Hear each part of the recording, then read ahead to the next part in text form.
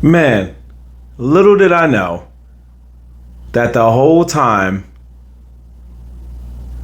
the real main characters of the show's universe is really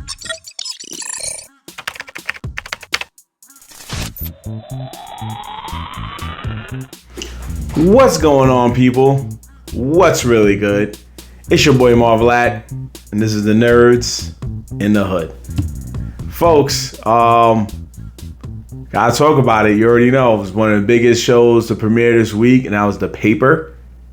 Not sure if y'all knew that. I know y'all so used to me doing these like movie pass movements and all that stuff. I haven't really reviewed a TV show in quite a while outside of Love Island. So I just wanted to talk about The Paper because, you know, for many a moon, a lot of us have been always on the side of like, what's the dopest, TV show right now. But a lot of us had a lot of strong love for The Office back in the day, they still have love for it right now. That's why Peacock went so hard to gain the rights to keeping it on their platform, because The Office is still one of the greatest television shows of all time.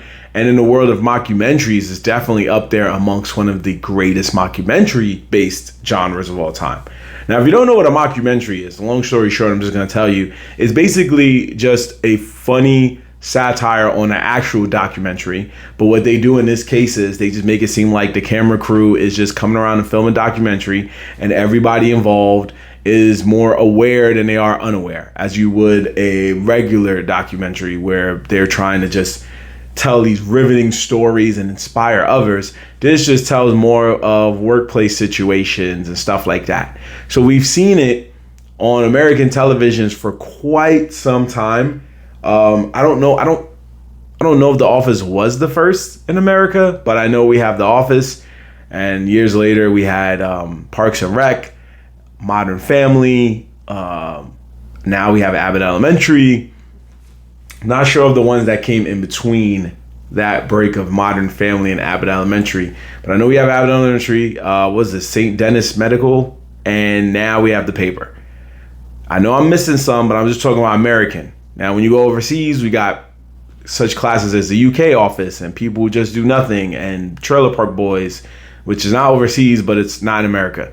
So, you got other stuff like that. Oh, and I'm forgetting What We Do in the Shadows. So we have different ones here. We have different ones outside of here. But all in all, right now, this is the latest one to grace our presence. I think it does call for me to do a video about mockumentaries for another time. But for right now, I just want to talk about what I saw. This was an interesting situation because for all this time, I didn't know that the actual main characters of The Office was not that of Michael Scott or Jim or Pam or Dwight. It wasn't one of those guys. It wasn't even Oscar, even though Oscar's in The Paper. The actual main characters is the documentarians, the film crew, the people that were making this documentary in the first place. Because the show starts with them trying to go back to Dunder Mifflin to do more of a sequel, so to speak, a follow-up documentary, and it turns into them realizing that Dunder Mifflin closed a long time ago, just like the actual TV show. So it's funny because what ends up happening is they end up getting word from the other people that Dunder Mifflin moved, and they were they got sold to another company, and that company ended up being in Ohio. And then when they get there, they realize that Dunder Mifflin is just done. So they decide, you know what, let's check out what's going on here and see what's going on with this company called Softies Tissues, who's ran by a gentleman. Well, it's ran by a few people, but one of the people that's one of the top head honchos that you meet is Tim Key, who's played hilariously by Mr. Ken Davies, by the way. He comes in and kind of shows you where they're at, and he shows you like the little branch in the back known as the Truth Teller, which is their newspaper, which is just a website with people that don't do much. And you see the different characters that you're going to slowly fall in love with. One such who I'll touch on in a minute. But you go from there. I'm not going to fully spoil it, but you do go from there. And you meet a lot of different characters. Now, not going to lie to you. First few minutes is not that funny. Matter of fact, the first few episodes is not that funny. It is a slow burn to find any type of real continuous laughter. It is a slow burn. I'm not gonna lie to you. I almost gave up on this show. The first half, it's 10 episodes. The first 5 episodes, I was like, I don't know. This ain't really punching right for me, Rand. It's not punching in its right weight class. And a part of me had to get out of my head of like, I don't want it to feel like I'm ranking it to the actual US office. But there's another part of me that felt like, even if I didn't, and I eventually didn't, it still wasn't pulling me in just yet. It just needed time to like get his feet right. And it wasn't sticking the landing just yet. It was still trying to balance itself and figure itself out. And that's what made it tough. So for me, I felt like, nah, this could have been a little better, but it just wasn't hitting there just yet. But if you really are a fan of The Office and you really want to give this a try, yeah, you just got to get through those first 5 episodes. And I'm not saying that like it's a torture or a chore. It's just that it's a little slow in the laughs. Like, it tells its story in a good way. You meet Ned Sampson, who is, in this case, the Michael Scott of the business. He becomes editor-in-chief. He becomes the boss. And he helps get these people who weren't really caring before to start caring now. And then he grabs other people along the way. Now, the reason the first 5 episodes is not there is because you're figuring out these characters, right? You're trying to figure out who's going to be the one to steal the show. Who's going to be the one that you think is funny because they're weird? Who's going to be the one that's funny because they're an idiot? You're trying to find that, but then the jokes ain't helping you find it. Because they're trying to set everything up in different places all over the place. Like, for example, you get Ned Sampson, and they're not used to him. You get your first laughs because of Oscar being like, yo, I don't want to do this no more. Please don't follow me. I never signed up to be on it this long. I refuse my likeness. And then you find out there was no end date to his release form, which is kind of funny. But then you get Ned Sampson, and you also get, let me make sure I got her name right. Mare. Is it Mare? You get her, and then her dynamic, because she was the one person that truly cared about the paper before Ned Sampson came in. So you start off with her too, where she's kind of like, oh yeah, this is where we're at, and this is this. Sorry, I'm like writing it down because I had it logged in and then it kind of just went away. You know how phones are. Anyway, yeah, Mayor Pretty. That's kind of a funny name, but you get Mayor Pretty, and she kind of makes you feel like, okay, there's one person that does care about the paper and nobody else really cares that much. They're just here making money. And as time progresses, you start to wonder to yourself, like, dang, is this going to get funny? Is this trying too hard? Is it trying to be like The Office? One reason I stuck with it until the end was because I remember when the US Office first premiered, and it tried so hard to be like the UK Office. And it didn't really work out. They were thinking about pulling the plug on it very early by season 2, because it was so much like the UK Office that it wasn't hitting the same. Because UK's jokes are very different from US jokes. US jokes we like way more goofball, idiot, slapstick comedy, and UK is more like you had to hear it, like it's a play on words. It's very witty. Sometimes they'll still do goofball stuff too, but you really got to hear it and be like, oh, I see what you're saying. And then of course British pop culture might be different sometimes too. But I remember that the US Office it was still liked, but it wasn't the greatest because it flowed so much over the UK's version. It tried to go ball for ball basically, that it just was cringy. But then by season 2, it set its own identity as we are basically an American version, and we're doing American things, and we're going to be funnier because of it. And they ended up doing so. Still an argument if it's funnier or not, but it worked itself out. And this one is kind of going a similar route, where it's starting off trying to get its bearing like The Office, and eventually finds its footing by the end of the first season. And one character to me that makes that happen is a woman by the name of Esmeralda Grant, who is played by Sabrina Impaccione, who, if you don't remember her, the one place you've probably seen her is in The White Lotus, where she played the manager of season 2's White Lotus in Italy. And she had that funny scene where like Jennifer Coolidge's character was like, "Oh, you see me in pink? What do I look like? You see me?" And she was like, Peppa Pig." And it turns out she improvised that line. That line was not in the script. So that shows you her acting chops in terms of comedy and how funny she can actually be.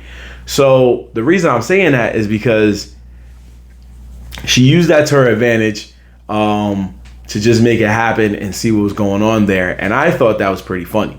And now in this film, in this show, she was more like the Dwight in a sense, whereas like she didn't want to see Ned Sampson win because Ned Sampson took her job in a sense where he now became her boss. And she was like, oh, hell no. I was the boss. And now she's not. Now she is his assistant in a sense. She's the next boss up.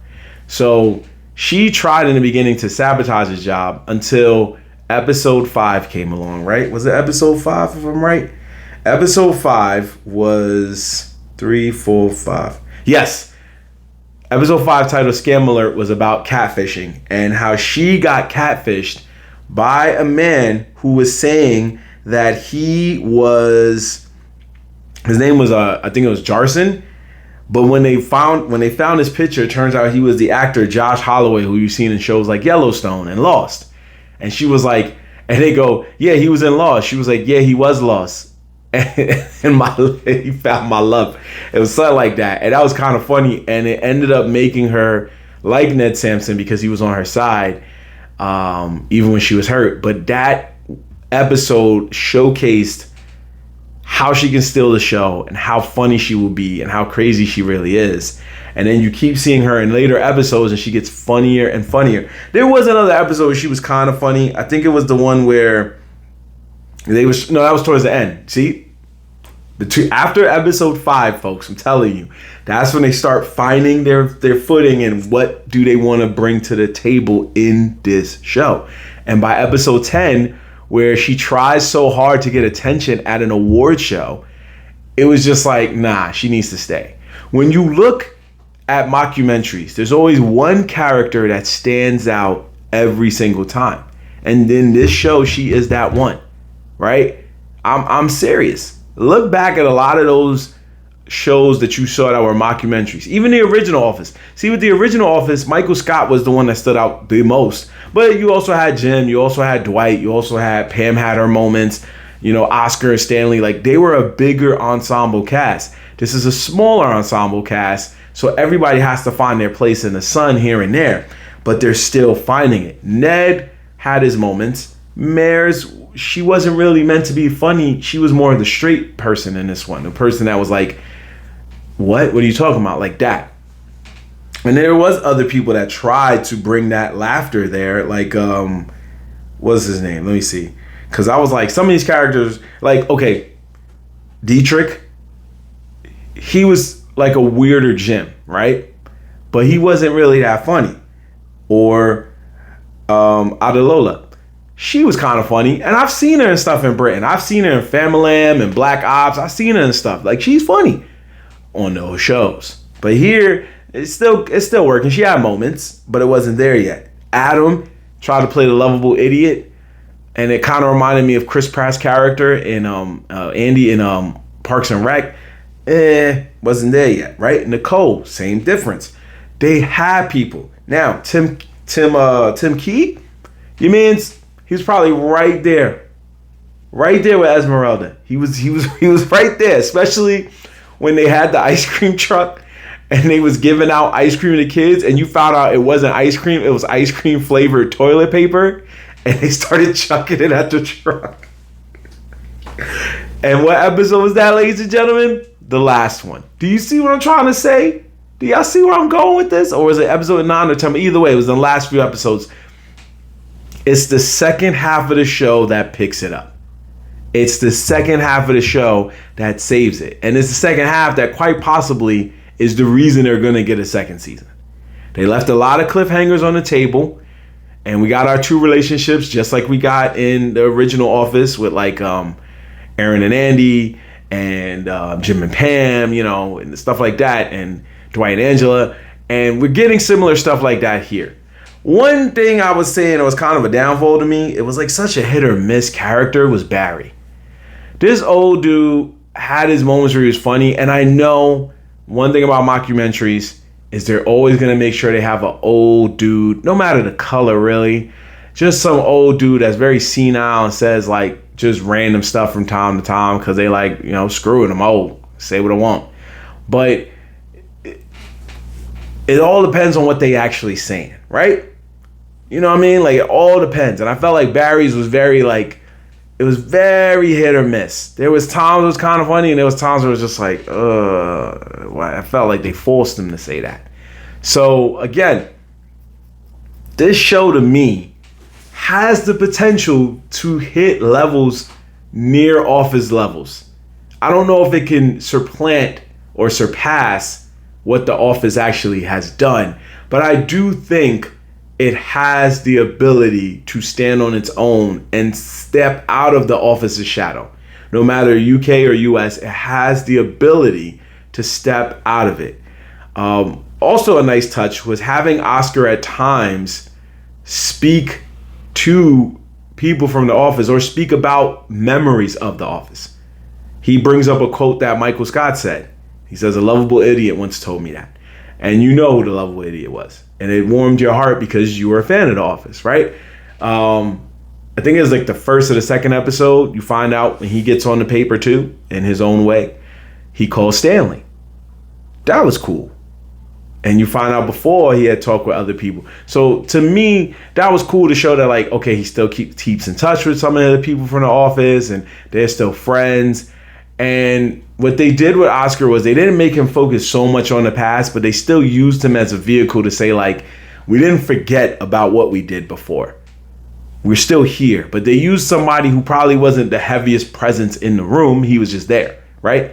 They could have went and got a Jim, or they could have went and got a Dwight. It wouldn't have made as much sense, but they could have. And there's still an opportunity that they can, which is also why I'm glad they used him on this show. Because at the end of the day, there's always a day he can pull them up and show what he's doing at his new job. Well, no, not yet, right? So there's also that opportunity that you could bring back older characters to this environment, which opens that door. Maybe not so in season 2, but maybe like if they get to a season 3, you can do it there. And I love Ned Sampson because he was not a Michael Scott. He wasn't a lovable idiot. He was more of a gullible, optimistic person. And there's nothing wrong with that. But it didn't make him like a complete moron like it did Michael Scott. That's why we love Michael Scott. But it shouldn't have been why we love Ned Sampson. We didn't want it to be so parallel to each other that we were like, oh, this is just the U.S. Office just with a different job. We wanted it to be something different. And I feel like we got it there. But in season 2, we have to push Esmeralda Grand to the moon. I'm being so serious. We don't need so much of Marv? We don't really need so much of him. Marv Putman. I know he's the boss of the whole operation, but we don't really need so much of him. He can be involved, and he was the other old guy. So you see, we had 2 old dudes that were kind of like, they were hit or miss with their jokes. But I feel like, and I'm being honest, Esmeralda Grand needs to be pushed to the moon in season 2, along with Tim Key. If you want this show to survive and get funnier and funnier and funnier, you have to push these 2 to the moon next season. Keep the cast there, help them get funnier, but in the meantime, let these 2 be the Shaq and Kobe of the show. Let them just keep working off of each other and making us laugh. And I think that'll help the show stay. So the vibe check on this, I'm going to say for now, it's all right. It's all right. It's definitely something worth seeing, and you have to sit through all 10 episodes in order to appreciate the show in some type of fashion. But yeah, the first 4 episodes of The Drag. The last 6 from episode 5 on is where it gets a little better over time. So when you start with the scam joint, it gets funnier and funnier after that. And it grows in funniness. So if you're going to watch it, just know that you got to get through the first 4 episodes, and there is a light at the end of the tunnel starting with episode 5. Simple as that. I got the urge to want to do a mockumentary episode, so we definitely going to get that cracking in a little while. But until then, I'm going to check y'all later on another edition of Nerds in the Hood. But it was so crazy to realize that I was like, it was one of those like kind of one of those, because of the fact that you realize like dead serious, like, yo, homegirl, and like the camera crew, the camera crew is really the main characters of this Office universe. You could look at it like that, especially because the universe is connected, because as we remember, David Brent tried to applied and almost got probably Michael Scott's job, and then the paper now has Oscar here, so it's a connected universe, and it's probably all connected by this camera crew. So I think that's cool. The camera crew is the central character. You never think about it in any other mockumentaries. They just bring them up in the beginning, and then the characters take over the story. This is one of those rare occasions where it was like, no, this is about us. We came looking for the same subjects and we couldn't find them, so we started a new documentary. They even did something where they showed an old documentary of 1971 when the truth teller was like up and thriving before the events of now. So shout out to them for that. I thought it was cool. It was written by the same guys who made the original Office, right? Yep. So it's all love. Anyway, as always, check the link tree in the description. Check out anything I'm doing. And I'm going to catch y'all next time on another edition of Nerds in the Hood. Peace, y'all.